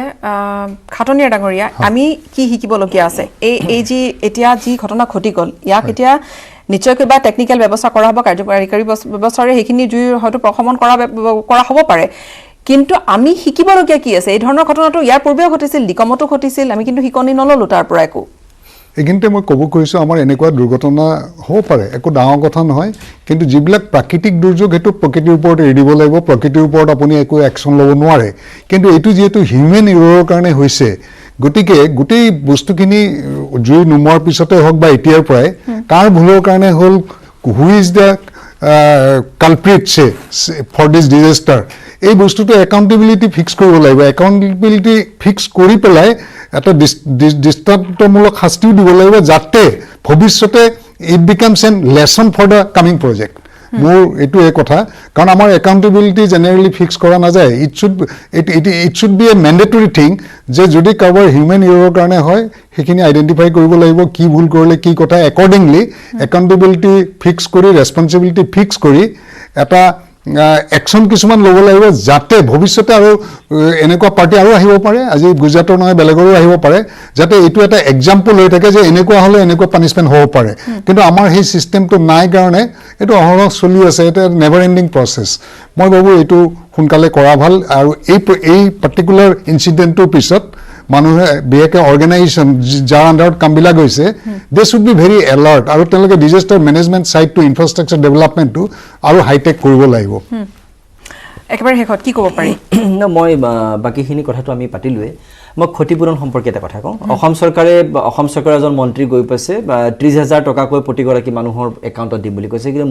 মই ক'ব বিচাৰিছোঁ 30,000 টকা কি হিচাপত দিছে মই নাজানো, পিছত অইলে কি ধৰণে ক্ষতিপূৰণ দিয়ে নাজানো। কিন্তু এটা কথা নিশ্চিত কৰিব লাগে, বাগজানৰ এই ঘটনাত ক্ষতিগ্ৰস্ত প্ৰতিটো পৰিয়ালৰ প্ৰতিটো সম্পত্তিৰ মূল্য, মানে পশু পক্ষীৰ পৰা মানে তেওঁলোকৰ প্ৰতিটো সম্পত্তিৰ মূল্য হিচাপ কৰি তেওঁলোকক কিন্তু দিবই লাগিব। কাৰণ এইটো হয়, এইটো কোনো প্ৰাকৃতিক দুৰ্যোগ নহয়, এইটো মানুহৰ ভুলৰ কাৰণে হোৱা ঘটনা, এইটো মাষ্ট দিবই লাগিব। সেইখিনি মানুহক সকলো ধৰণৰ ক্ষতিপূৰণ দিব লাগিব, আৰু প্ৰতিটো পৰিয়ালত তেওঁলোকৰ এটা সংস্থাপনৰ ব্যৱস্থা কৰিব লাগিব। চৰকাৰে কৰে, অইলে কৰে, চৰকাৰে কি ধৰণে আমাৰ বাধ্য কৰাব পাৰে অইলক, এইটো কেনেকৈ কৰে তেওঁলোকে ঠিক কৰি ল'ব। কোন পক্ষৰ ফালৰ পৰা দিয়ে মোৰ ক'বলগীয়া নাই, কিন্তু মুঠতে তেওঁলোকে সংস্থাপন পাব লাগিব আৰু সম্পূৰ্ণ ক্ষতিপূৰণ পাব লাগিব। 2 নম্বৰ কথাটো হৈছে কি, তাত যি কোম্পানীৰ ভুলৰ কাৰণে, যাৰ ভুলৰ কাৰণে হৈছে এনেকুৱা ঘটনা, 100% নিশ্চিত কৰিব লাগিব, এইটো য'ৰ পৰাই নহওক, যিয়ে নহওক, যিয়ে এই কাম কৰিছে, সম্পূৰ্ণ কঠোৰ শাস্তি, দৃষ্টান্তমূলক শাস্তি ভৱিষ্যতে যে এনেকুৱা কাম কৰিব। আমি বিৰতিৰ সময়ত এটা কথা পাতি আছিলোঁ যে আপুনি কৈছিলে যে ইঞ্চুৰেঞ্চৰ এটা ব্যৱস্থা কৰিব পাৰি, কি ক'ব? মই এইটো ক'ব খুজিছোঁ, কাৰণ এনেকুৱা আনএক্সপেক্টেড ডিজাষ্টাৰ জেনেৰেলি কল্পনা কৰা নাযায়। গতিকে যিহেতু পাইপলাইন, অইল ইণ্ডিয়াৰ বিশেষ বস্তুখিনি য'ত তেল খাতকেইটা আছে বা পাইপলাইনটো আছে, তাত এনেকুৱা ডিজাষ্টাৰ য'তে ত'তে হ'ব পাৰে। আপুনি 100% কণ্ট্ৰল কৰি ৰাখিব নোৱাৰে, মেন মেড বা হিউমেন ইৰৰো হ'ব পাৰে। গতিকে মই ভাবোঁ এইটো যিহেতু এটা এক্সাম্পল হৈছে, এটা পাৰ্টিকুলাৰ ৰেডিয়াছলৈকে 2 কিলোমিটাৰ অল এৰাউণ্ড যিখিনি মানুহ ক্ষতিগ্ৰস্ত হোৱাৰ সম্ভাৱনা থাকে, সেইখিনি মানুহক লাইফ এণ্ড প্ৰপাৰ্টিৰ এগেইনষ্টে কিবা এটা ইঞ্চুৰেঞ্চ পলিচি কৰি ৰাখিব পাৰি নেকি? উপায় এটা হ'ব পাৰে, কাৰণ কথা হ'ল কি, ইঞ্চুৰেঞ্চটো আমি কৰোঁ, এক্সিডেণ্ট নহ'লেও গাড়ীখন ইঞ্চুৰেঞ্চ কৰোঁ, তেনেকুৱা এটা কৰা যায় নেকি? মই ভাবিছোঁ আজি চন্দ্ৰমোহন পাটোৱাৰী ডাঙৰীয়াই 30,000 টকাকৈ দিছে, ন' ডাউট ইমিডিয়েটলি কিবা এটা ৰিলিফ হ'ব, কিন্তু সেইটো দি একো কৰিব নোৱাৰে। কিন্তু আৰু সেই it is a extra ordinary burden to the government. কিন্তু তেনেকুৱা অইল ইণ্ডিয়াই যিহেতু ইনকাম কৰি আছে আৰু নেচাৰেল ৰিচোৰ্চৰ পৰা কৰি আছে, কিনিবলগীয়া হোৱা নাই, প্ৰকৃতিয়ে দি আছে, তেওঁলোকে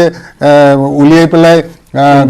ইনকাম কৰি আছে। গতিকে লগতে সেই গোটেই এলং দ্য লাইন, মই এতিয়া একদম পাইপলাইনৰ পৰা কওঁ, যদি আমাৰ অসমৰ পৰা কিবা পাইপলাইন একদম বাহিৰলৈকে গৈছে, এলং দ্য পাইপলাইন তেওঁলোকে এছেছ কৰিব লাগিব যে এনেকুৱা হ'ব বোলে কিমান মানুহ ক্ষতিগ্ৰস্ত হ'ব। গতিকে এইটো তেওঁলোকে প্ৰজেক্টৰ স্কোপৰ ভিতৰত ধৰি ল'ব লাগে। খুব গুৰুত্বপূৰ্ণ কথা প্ৰতিটো লাইনত এই ব্যৱস্থা কৰিব লাগে। সময় অনুমতি নিদিয়ে আৰু অনুষ্ঠান আগবঢ়াই নিবলৈ মই দুয়োগৰাকীকে ধন্যবাদ জ্ঞাপন কৰিছোঁ। আৰু মই অজয় বানচাল তেওঁৰ পিছৰ সময়খিনি তেওঁ থাকিব নোৱাৰিলে, কিন্তু তেওঁকো ধন্যবাদ জ্ঞাপন কৰিছোঁ। কিন্তু এই মুহূৰ্তত আটাইতকৈ ডাঙৰ প্ৰশ্নটো হৈছে যে কোনে তেওঁলোকৰ চকুলো টুকিব? বাঘজানবাসীয়ে কান্দি আছে, আৰু তেওঁলোকে আজি কান্দা নহয়, যেতিয়াৰ পৰা এই ক্ষেত্ৰৰ পৰা অনিয়ন্ত্ৰিতভাৱে গেছ নিৰ্গত হৈ আছিল তেতিয়াৰ পৰা তেওঁলোকৰ হাহাকাৰ আছিল। কিন্তু আজি যি পৰ্যায় পাইছেগৈ, ইয়াৰ বাবে জগৰীয়া কোন? চৰকাৰে ইয়াৰ পিছত এই ধৰণৰ ঘটনা যাতে পুনৰাবৃত্তি নহয় তাৰ বাবে কিবা বিহিত ব্যৱস্থা কৰিব পাৰিবনে? উত্তৰ কিন্তু চৰকাৰে দিব লাগিব। বিদায় লৈছোঁ, ধন্যবাদ।